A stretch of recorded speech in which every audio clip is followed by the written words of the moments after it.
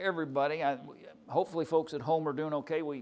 I got a message a minute ago that we had kind of a long buffer on the live stream, so hopefully, I think it came back for at least the person who sent me the message, and so hopefully it's okay for everybody at home, and so stick with us, and if it pauses for hopefully not 5 minutes, but if it pauses for 5 or 10 seconds, hopefully it'll catch back up and you'll be able to follow along with us this evening. We're in 2 Corinthians and we're in chapter 12. And I call, in some ways, chapter 12 the aha chapter, because it really goes and tells us why Paul did what he did.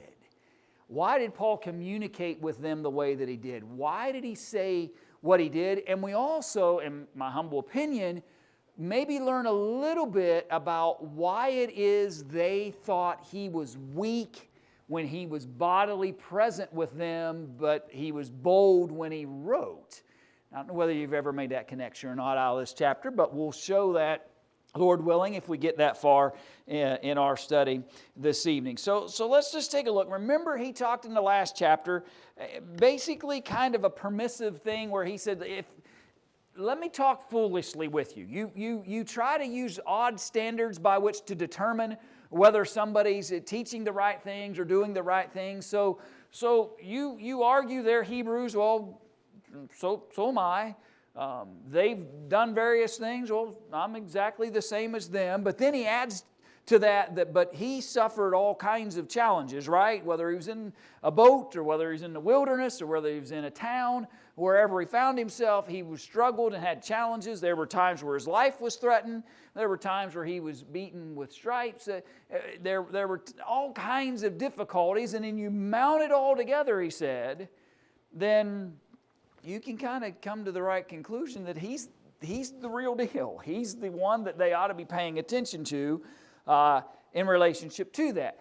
In the beginning of chapter 12, he's actually going to share an account, a story, if you will, a real account. We might have to think about it a little bit as in terms of who he may or may not have in mind when he tells this particular account, but he's still emphasizing the idea of if there's any evidence of who they ought to be listening to, then maybe this is one more piece of that puzzle. So he says, it is not expedient for me, in verse 1 of chapter 12, it is not expedient for me, doubtless to glory. I will come to visions and revelations of the Lord. Oh, so Paul's been layering, right? Here's one reason that you ought to be thinking about the work that I've done, and if you're trying to determine who's been sharing truth with you or not, here's a layer, and then here's another layer, and then here's another layer. And he just keeps doing that throughout the letter. And now he's come to this point where he says, let me add this layer. He receives what? Revelation. Yeah, visions and revelation.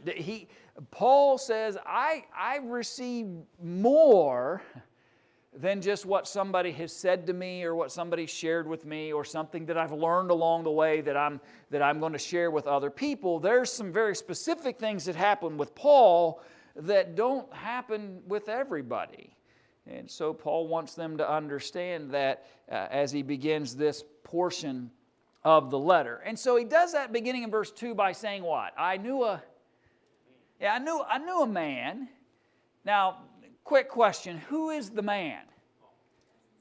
Okay, so the most specific answer we could give to that is it doesn't say. There's no specific statement that would 100% tell us exactly who it is that is under discussion here. Who do we generally conclude it is? They generally conclude that it's Paul himself. That he's speaking in the what? What we call the third person. That this conversation that he's having here is generally thought of as a third person conversation. Paul's not naming himself. Why, by the way? He doesn't want to boast. That's exactly right. His whole conversation has been about, I really don't want to boast, but you keep forcing me to tell you all these things about myself. I don't want to glory in myself, but you keep making me list things to evidence the legitimacy of my apostleship. And so he's not really wanted to go down that road but he keeps finding himself on it. And if he just out and out declares that I received this kind of vision, then they might just say, there goes Paul again. He's just bragging about himself, and find reason to reject what he has to say.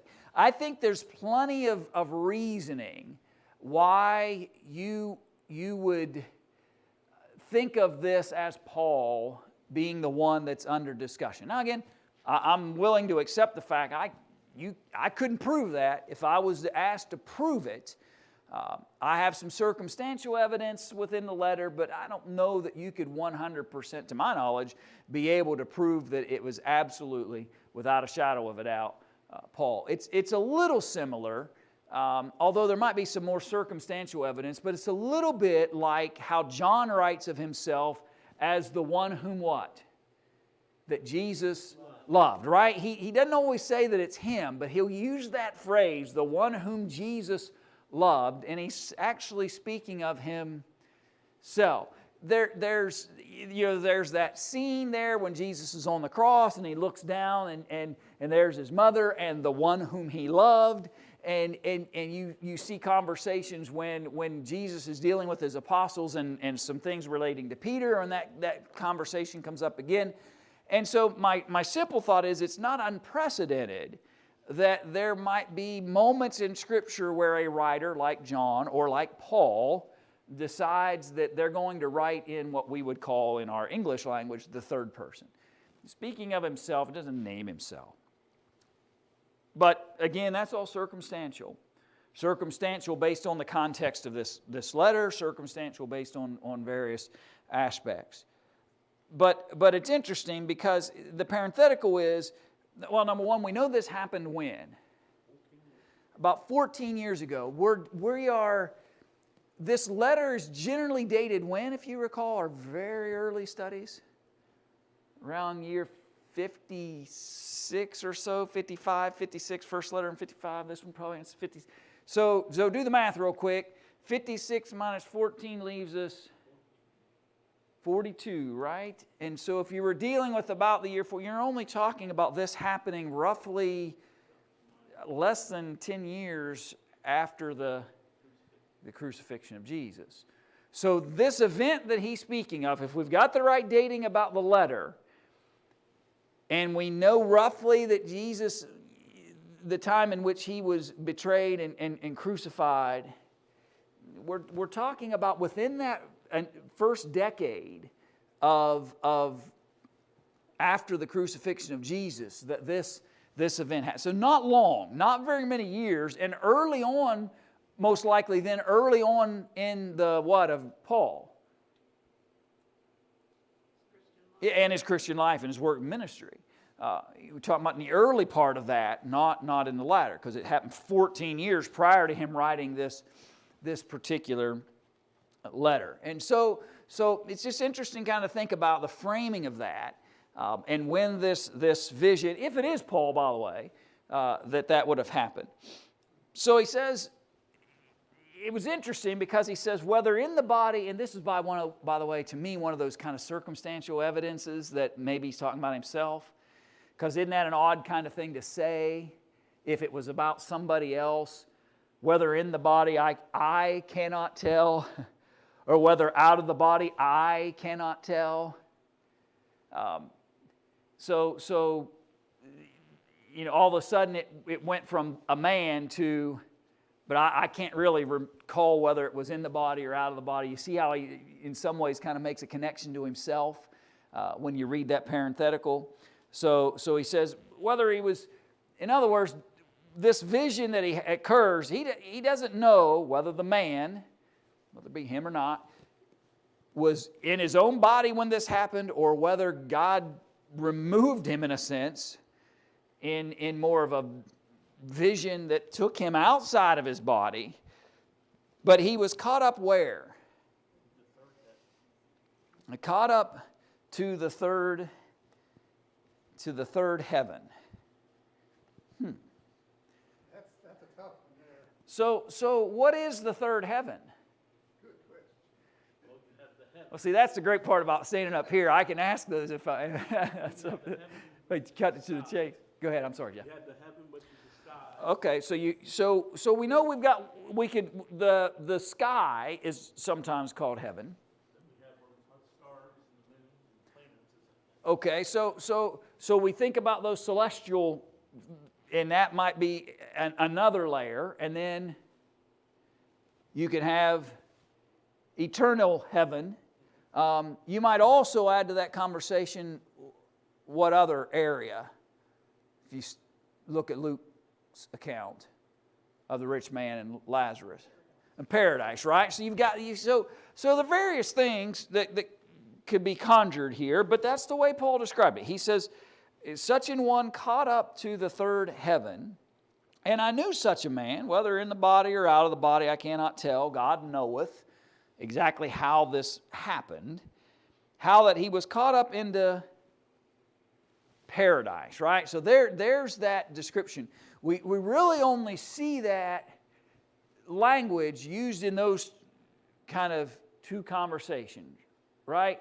We see it in, well, let me rephrase that, three conversations. So you see the imagery of that when it comes to rich man Lazarus.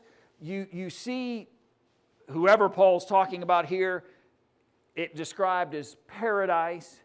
And then who's the other person that uses that word? Jesus, right? Jesus upon the cross said, "Today thou shalt be with me in paradise." And without spending a lot of time in a conversation about the Hadean realm and heaven and all those kinds of things, we understand Jesus spoke of, and as best I can conclude, Jesus spoke of a place, paradise, where he was going to prior to him actually ascending where? Which happens later, after his resurrection.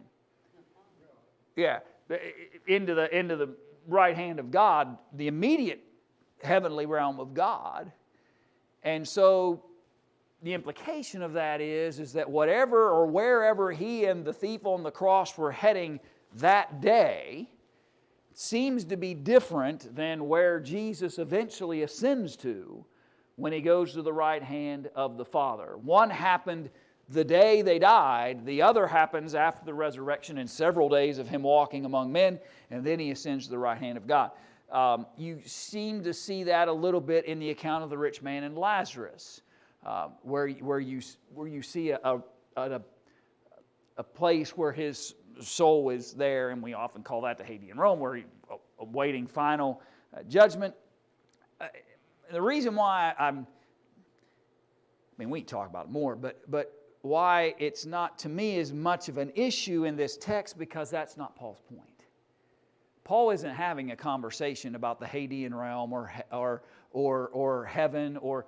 Paul's having a conversation about why it is they should rely upon his testimony. And he's adding one more layer to that and saying, listen, I know a man, points to himself a little bit in it and says, he's had visions that's taken him to the third heaven. So you want to know whether there's validity in what I'm saying and doing? Well, let me add a layer that says, I've got connection to visions and revelations that others have not. That's the reason why he writes it. He's not writing to have a conversation or descriptor about the Hadean realm or heaven or those kinds of things. He's got a different point in mind all along. And the reason why I always try to point those kinds of things out to us is because we have to be careful then to not overprescribe what Paul may or may not be saying about this third heaven. Because if he were to have a conversation about paradise, where Jesus went when he was crucified, or about heaven where God the Father, then he would identify that topic, right? There would be something within the text that would show us, he's teaching about that subject. He's not teaching about that subject in this passage. What he's teaching about in this passage is their dependency, or they should be depending upon the testimony of Paul, because he's had this in his background, which gives him even greater validity in the things that he's teaching. And I think we can understand that, right? You may do the same thing, even in your own conversations in life, where you use something illustratively, or you use it to try to help shape the conversation. It's not really the topic, and so you don't give a lot of detail.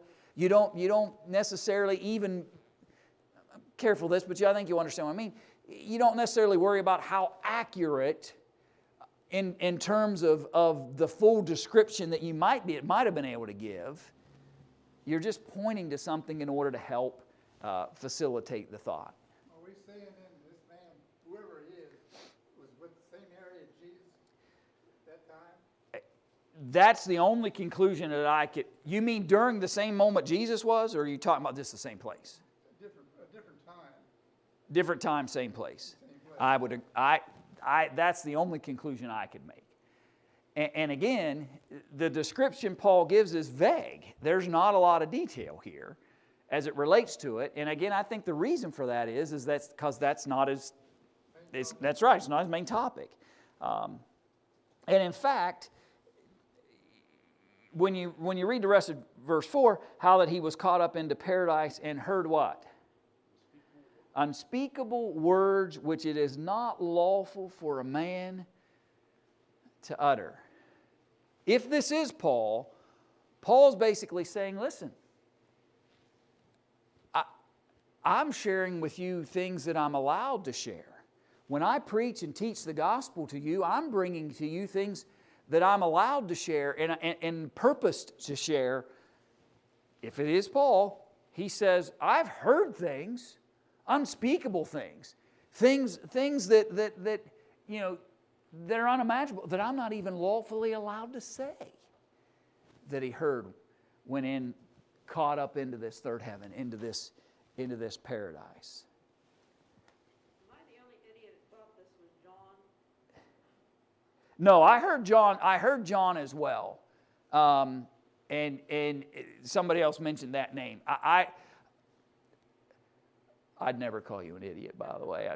But I don't know that I have ever read or considered or thought of this as being John. I'm saying it can't be. It can be just as easily him as. But isn't there places in Revelation where it says, where he's told, you can't utter this, you can't tell it, you can't, I mean, I'm not arguing with you, I'm just saying, that's I think why I thought that. And there are some statements in Revelation, and I'd have to go back and look. Yeah, nothing that I can bring to mind immediately. But there are those who may argue that the connectors that speak about those kinds of similar things that John reveals, and again, it may very well be. I just never took that path because I guess my thought was, how does that help Paul in the letter? You know what I mean? If this, and I guess maybe that's why I lean towards Paul. And the reason for that is this doesn't help as much if it isn't him. Because his whole point throughout these last several chapters has been trying to get them to appreciate the fact that there are a lot of folks telling you all kinds of things that are walking into Corinth, and they're pushing you away from me. And I'm giving you every reason in the world to believe and trust that you should be paying attention to the things I've said and taught. That seems to be the bulk of what he's trying to do. Now, maybe there's ways that I'm just not grasping that this would help him if it's really somebody completely different. And again, that's why I'm saying it's never 100%, because he doesn't name them in this moment. Makes sense what you're saying. I just, all this time that, when you just read down through, that's exactly what I thought. And it may absolutely point to him. Yeah, could easily do the same. Brian, before we leave here, and it hasn't anything to do with the lessons, but Wait a minute, let me get something to write down. is this third heaven, is this where God dwells? Well, and Or is, and if it is it the same thing as paradise?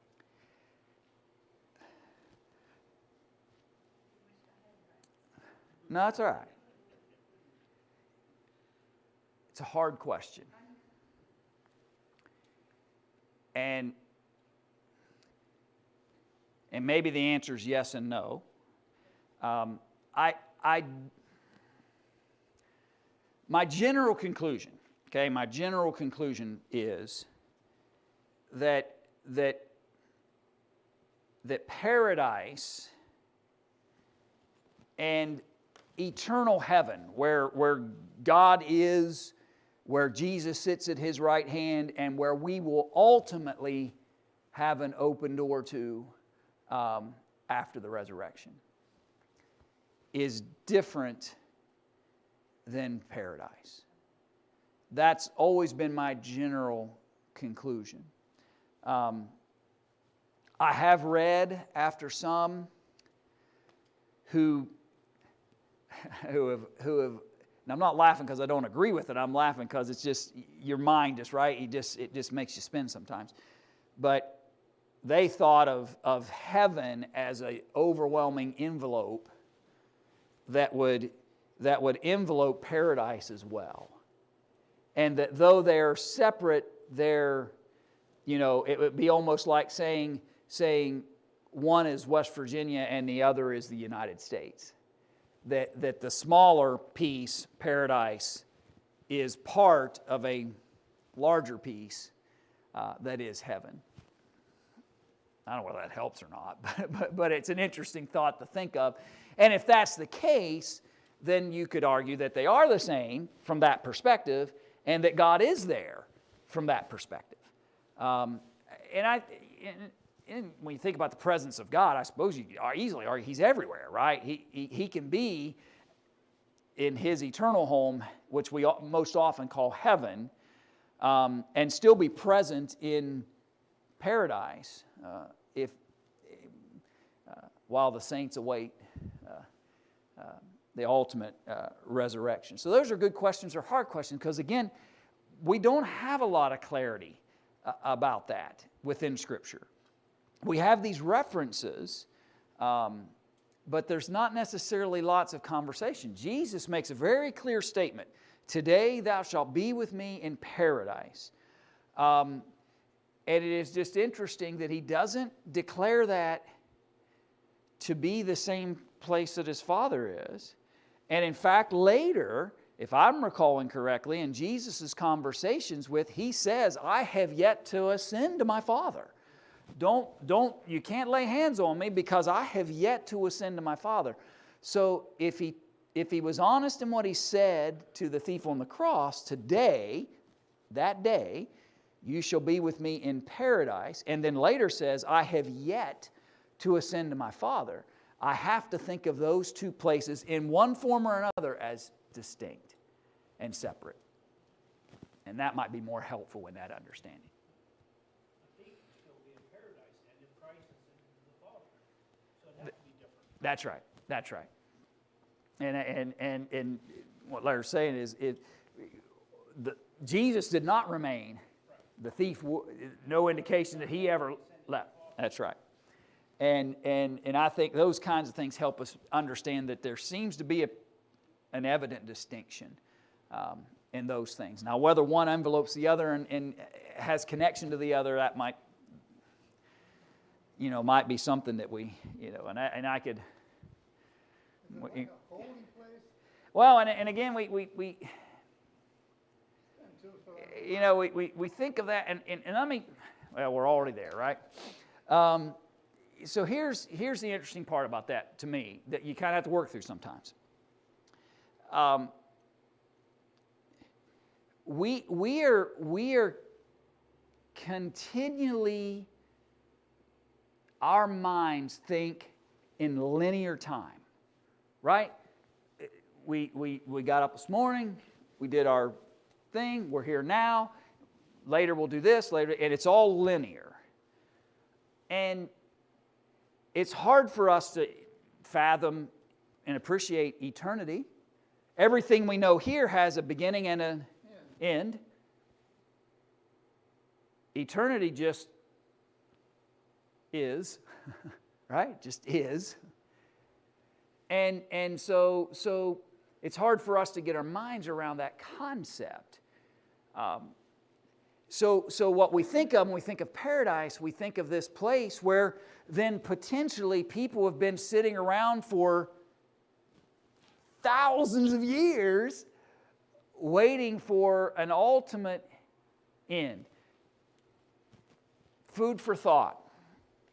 Go study it on your own. Draw your own conclusion. But I'll give you something that I think about sometimes. I think about that statement when speaking about the day of the resurrection, Paul makes about in the twinkling of an eye, in an instant. It happens in an instant. And I have been one to at least consider that though time is continuing on, there's a phone in the back room if you want to grab that, John. Probably if I've already got a warranty, so I don't need a car warranty or anything. If it was that, I couldn't catch the name on it was speaking, but anyway, this idea then, I'll get my train of thought back. That instantaneous. It's quite possible in my studies and thought processes that for those who die, they're not in that linear anymore, right? They're not in that get up every day, do your thing, get up the next. They're not linear anymore. They're in an eternal state. And where we think, wow, man, that means the thief on the cross has been sitting there in paradise for we're moving on 2,000 years. And if you think about if those that were faithful under the Old Testament law are in the same location, they could have, even so maybe it's possible that for those once they've left this earth where we're living in this timeline, that for them, from the moment that they no longer live in their temporary body until the time of the resurrection, is a twinkling of an eye, a brief moment. God considers 1,000 years like one day. That's right. And again, I'm not telling you to believe that. I'm telling you to go study it. But I think it's worthy of at least some consideration to try to help, at least for me, to grasp the concept of how it is that's going to, how does that work? If they're stuck in the same linear time that we are, then that means they're just for hundreds and hundreds and hundreds of years, they're just sitting there waiting for it all to end. That could be exactly how it's happening, by the way. You can't think of it as human terms. That's right. And we've got to be careful not to get so consumed when it comes to those kinds of conversations with what we're used to. Because God isn't, when it comes to eternal things, God isn't working on that same linear timeline that we're living in presently. That isn't even remotely close to what Paul's talking about here in 2 Corinthians chapter 12, but since the topic came up, that's fine that we walk that path for a minute. Questions or thoughts? I opened up some of those cans of worms, so I'm willing to accept it. Go ahead. What did he mean not lawful to utter? Okay, and so that gets us back on the text. Thank you, Jim. So he asked the question out of verse 4, so what's it mean it was not lawful for a man to utter? And I think he just simply means that God didn't permit him to repeat everything that he heard when he was in that situation. He was restricted. Obviously allowed to say that it happened, but not permitted by God's restrictions to speak about the things that he heard. And so Well, let's compare, since we've already been kind of doing this comparison a little bit to paradise. If we would argue in the rich man and Lazarus situation that that's where Lazarus was, it's interesting to think about that if you remember, where the rich man was, if you think about the idea that he asked, send somebody back to talk to my brothers so that they won't come to this place. And the answer Abraham gives is, that's right. Yeah. So they have Moses and the prophets. Let them hear them. No one's going back. No one's going back to utter those things and talk about those things. Information. So it's interesting, right? You just think about it. So no one's going back to utter and talk to folks. They're going to have to listen to the things they already have access to. And Paul then here says of this man, it wasn't even lawful for him to speak about many of the things that he heard in that place. And in verse 5, of such an one will I'll glory in that situation, that person. Yet of myself I will not glory, but in mine infirmities. Now, I suppose you could argue this in some ways both directions. You could, on one side, somebody might say, well, that seems to indicate that it isn't Paul, right? Because he says, of such an one, doesn't say of me, I will glory, yet of myself, because there seems to be this contrast, right? Of that one I'll glory, but of myself I will not glory.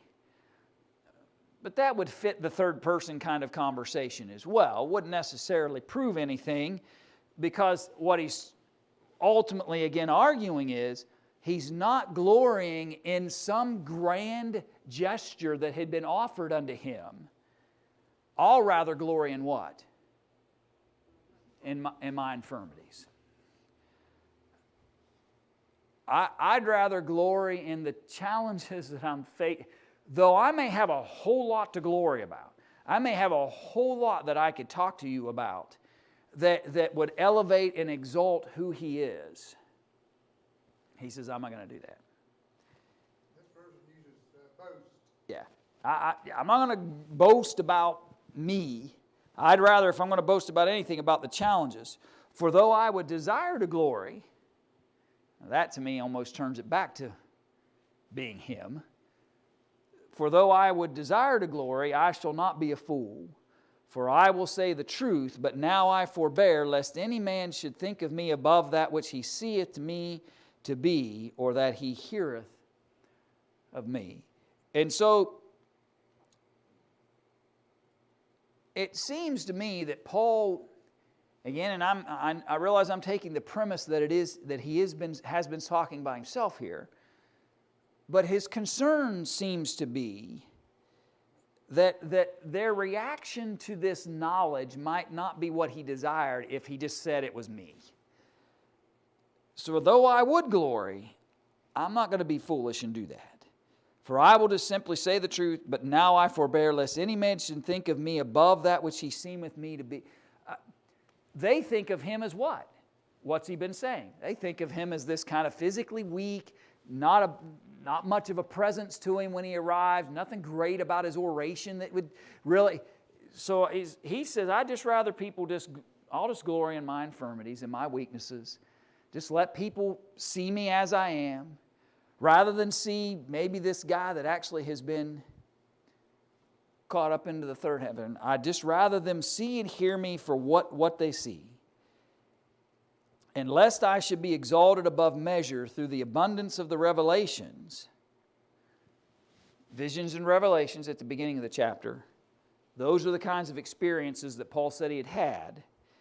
But rather than be exalted above measure through those, there was given to me a thorn in the flesh, the messenger of Satan to buffet me, lest I should be exalted above measure. So, Paul said, God blessed me a lot by allowing me to have these moments of revelation and visions. There were great things that have happened to Paul. But just in a sense, Paul says to keep me where? Yeah, keep me humble, keep me grounded, to keep me in check. Paul said, I have this thorn in the what? The thorn in the flesh. Now, do we know what that is? No, we do not. No, we don't. We don't know what that is either. To my knowledge, Paul never describes. I've heard all kinds of people try to give all kinds of things they think it might be, and their guess would be as good as anybody else's. But at the end of the day, they don't know, we don't know. He doesn't say what this thorn in the flesh is. But here's what I think sometimes maybe we miss. So Paul makes this statement. I could be glorying in the revelations and the visions and all the tremendous things that have happened to me, but I'm not. I'd rather glory in my infirmities. If I did exalt all the great things that have happened, people might be attracted to me simply because I've had all these things happen. I'd rather them see me as I am and hear the things that I'm teaching, the words and the messages. And my thought process is a little bit, why bring this up? Well, they've been kind of downplaying the importance of Paul based on his physical what? His physical presence. So he just says, listen, I could be glorying in the revelations and great things that have happened. Rather than do that, I glory in the infirmities. And this thorn in the flesh, which I'm saying is evident, came because God allowed it to be there. Messenger of Satan to buffet me, lest I be exalted above measure. If Paul basically says what you may be seeing as a weakness that is leading you to not want to listen to things that I'm saying is actually something God has prescribed to me, because He's also given me on the other side great revelations and great things. And He's blessed me on one side, and so on the other side, on the physical side, I have this thorn in the flesh. And what you perceive as being a sign of weakness, and you perceive me to be one who's not big and strong and in bodily presence when I come and speak to people in person, is actually a thorn in the flesh that God determined I needed. Makes sense to me why He would bring it up then. You know, they've been pointing at it, saying, look how feeble he is when he shows up in person. And so He just finally tells them. I think that's what I said at the beginning of our study tonight, the aha moment. All that's what He's been driving at. He finally gets there. Been having this great big long conversation about why they've been rejecting who He is. He's been turning the table on that throughout. And he says, then finally He just says, listen, I'm weak. I have a thorn in the flesh. But it was prescribed as a messenger of Satan to buffet me, to challenge me, in order to create difficulties so that I wouldn't exalt myself above what I should. To me, it's just an interesting kind of culmination of all the things that Paul's been saying. He's giving them all kinds of reasons why they should be paying attention to him and not rejecting him, and gave all kinds of thoughts and reasons for that. And then he finally kind of, to me, answers why his physical presence is so weak and feeble when he gets there. I've got this thorn in the flesh. So, all right, Lord willing, we'll come back to this next Wednesday night. We'll talk a little bit more about that aspect and wrap up this chapter as well. We'll give an opportunity for anyone moving forward. We've got one more chapter, and so we'll have to pick something we want to move into, and so I'm always open to suggestions and thoughts of things you might want to study, and so get those to me. And if yours makes more sense than mine, I'll pick yours. But anyway, we'll have a few more weeks to do that, but we'll have to have something in place within a couple of weeks. So if you have ideas or thoughts, I'm always willing to accept those. All right, so Lord willing, we'll come back into 2 Corinthians 12 and verse 8. For those that are at home joining us tonight, thank you. And Lord willing, we'll be back 10 o'clock on Sunday morning and next Wednesday at 7.